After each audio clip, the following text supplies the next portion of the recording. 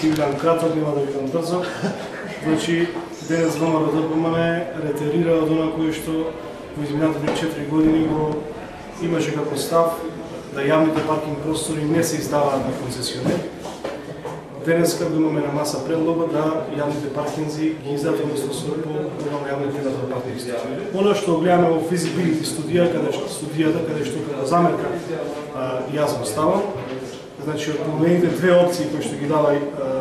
предлагачот, во кои што првата опција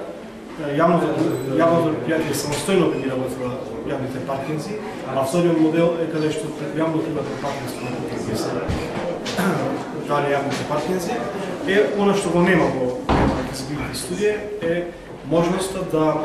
во рамките на буџетот на општина Охрид се изградат средства за набавка на систем за наплата. Знаете дека основач на јавно предпријатие е општина Охрид и од рамките на буџетот може да се издвојат средства со измени и дополнување на самата програма со кој што би се набавил овој систем за наплата. Значи никаде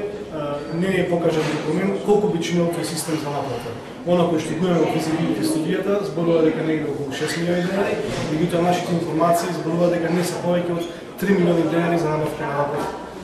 систем, така да